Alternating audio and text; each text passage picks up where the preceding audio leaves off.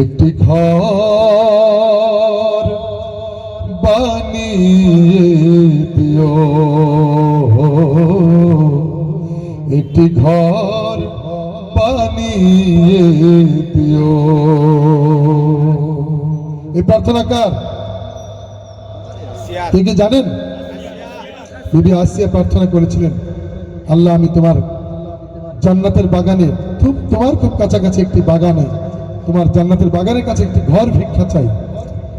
আমি তো সারা জীবন ফেরাউনের স্ত্রী ছিলাম, কিন্তু কখনো ফেরাউনের উপর ঈমান আনিনি।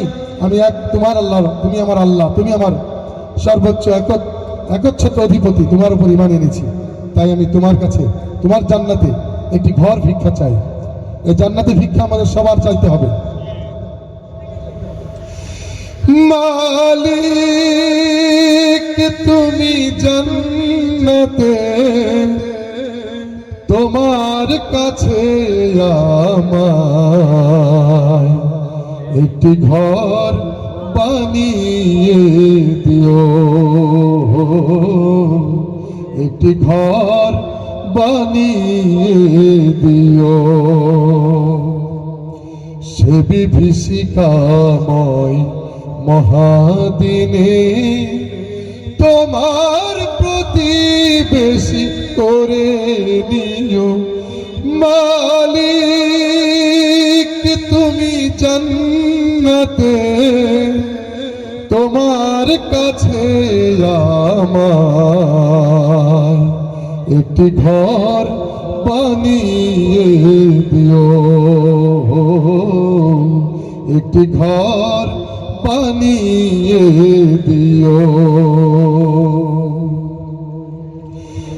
যেদিন কেহ আসবে না কারো কোনো কাজে, যেদিন পাপী পাপের বোঝায় মরবে লাজে, পুলসিরাত পার হতে গিয়ে পিছলে যাবে কত পথিক, আবার কেহ পুণ্য নিয়ে পার হয়ে যাবে ঠিক ঠিক।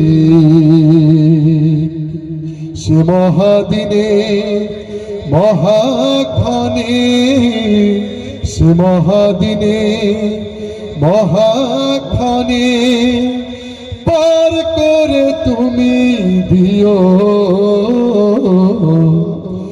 মালিক তুমি জান্নাতে, তোমার কাছে আমার একটি ঘর বানিয়ে দিও, একটি ঘর বানিয়ে দিও। তুমি দিও হাউজে কাউসারের পাশে স্থান, দিও তুমি শীতল আরশের নিচে সম্মান।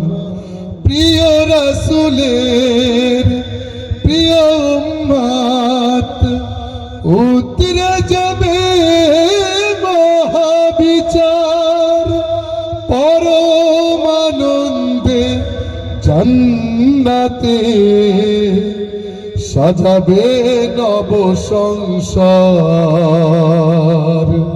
সে মহা আনন্দে জান্নাতে, সে মহা আনন্দে জান্নাতে নবীর পাশে জায়গা দিও। মালিক তুমি জান্নাতে, তোমার কাছে আমায় একটি ঘর বানিয়ে দিও, একটি ঘর বানিয়ে দিও।